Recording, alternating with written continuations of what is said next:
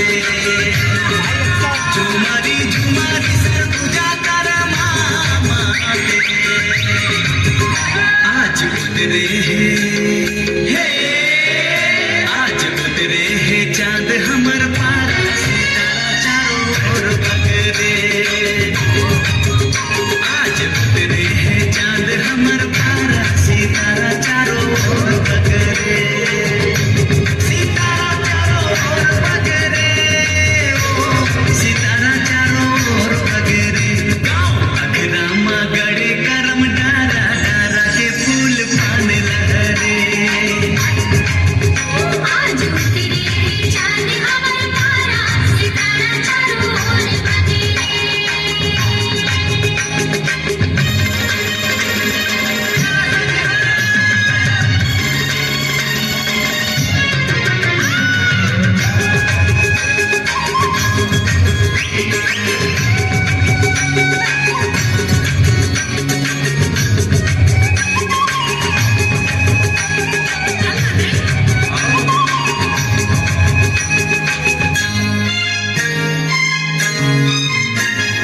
एकादशी भादो के ऐसे करम डाल दी बड़ा मजादार हमर कर्मा निहार दी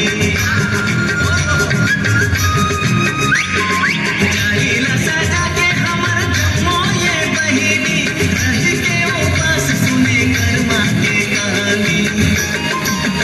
सबो जन के न्योता है झरा मंदारा झांझ चला करके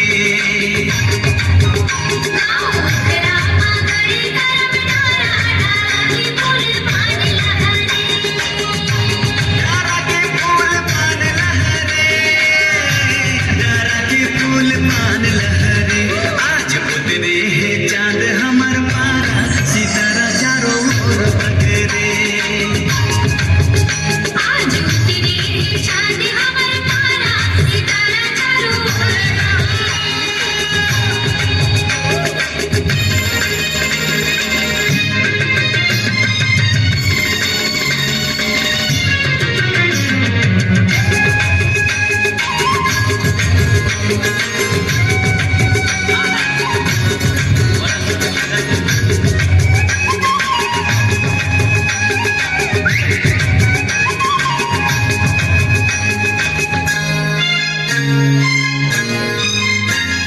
घुमर घुमर नाचो रे सिगरी जोरा के झूम झूम गाओ जी मनरी बजा के